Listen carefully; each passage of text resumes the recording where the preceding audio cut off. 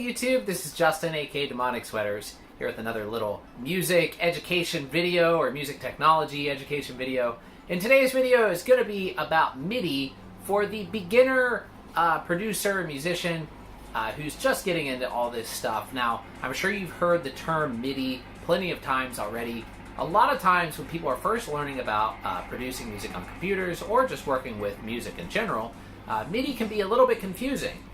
One of the things that people are unsure about is what actually MIDI is. Now, MIDI actually stands for Musical Instrument Digital Interface. And this term, or this acronym, can be a little bit confusing in itself because that makes you think that it is only talking about the actual interface. And today's usage of the word interface can mean like a USB interface for a computer or other things like that, where it's just generally talking about the hardware. Now, MIDI, yes, it is hardware, but it's also software, and mainly it's data is really what MIDI is talking about. It's a type of data protocol that is used by pretty much every single electronic musical instrument in existence since the early 1980s. Now, the reason why this is really cool is it allows you to communicate between different instruments. You can have a synthesizer and a drum machine and a MIDI sequencer and all types of things all hooked up together with MIDI cables, and they can all be talking to each other. Now, in the early days, way before there were ever computers to produce music on, well, there were computers, but they were very, very expensive and very few people had them. MIDI came about in the early 80s, and even consumer music equipment like synthesizers and things had MIDI ports on them. Now, a MIDI connection is something that looks pretty much like this. Now, this is basically just a MIDI USB cable, what I have right here in my hand. One end is USB, and the other end is MIDI connections. This is the MIDI DIN type connection, and most older synthesizers will have something like this on it.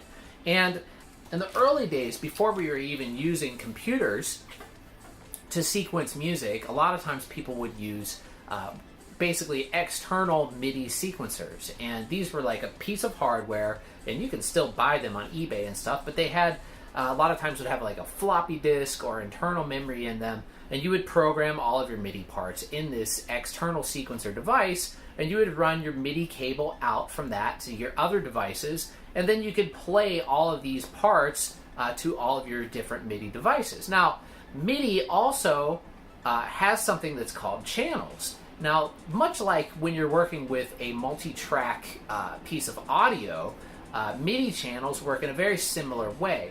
Although, if you're using a multi-track DAW, digital audio workstation, by today's standards, you can have multiple MIDI tracks that are working all in the same channel. So this is where it starts to become confusing to some people. MIDI channels are not the same as the channels that are listed in your modern digital audio workstation, though they can be if you set them up that way. So back on what I was talking about before, is back in the early days when you had these external sequencers, people would take the different voices for the different parts that they wanted to sequence with these MIDI sequencers, and they would assign them to the different channels for the different parts. So you would have drums on channel 1, synth lead on channel 2, or probably synth bass, synth lead on channel 3, and so on and so forth. And this allowed you to sequence entire songs just using electronic music equipment. This was very revolutionary at the time, and still is pretty much how a lot of electronic music is made today. Though now you really don't need any external equipment to work with MIDI. You can do it all on a computer.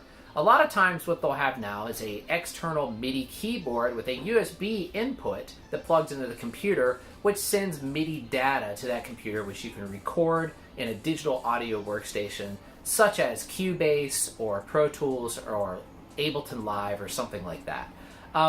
The only thing, though, is this is actually still the same type of data that's being sent to the digital audio workstation as was being sent from the old hardware sequencers back in the early 1980s to the external equipment. So what's really cool about this is you can use all of this old equipment that was made way back in the 1980s, and you can still hook these up to a modern day computer system and sequence them in something like Ableton or Pro Tools. And this is a lot of fun, and I do this a lot, and so do a lot of other electronic producers. In addition to MIDI sequencing, there's also something called SysEx. And what SysEx stands for is System Exclusive Data, or System Exclusive. And a lot of times what this was used for was a way to store settings on a keyboard or on a drum machine or patches, and you could send this system exclusive data over the MIDI cable and then save it on an external floppy drive or something like that. But you can actually still do this today and save them on your computer, even on the old MIDI equipment. I've actually done a tutorial on this a really long time ago, and I'll post a link for that down somewhere or up in the corners or wherever that goes, where I transmitted MIDI data, SysEx data, from my computer to my Kawai K1 synthesizer, which is from 1986 or 88, something like that. But the point of the story is I was able to transfer patches from my computer to my synthesizer using a modern day computer on a very old synthesizer.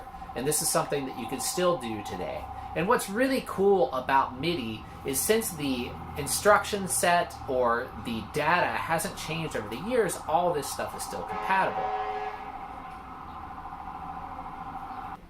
Now, what the MIDI data actually is basically it sends information about what you're playing on, say, a keyboard, such as note length, note pitch, how hard you're pressing the note, if there's aftertouch. Aftertouch is when you press a key on a keyboard, you can push down.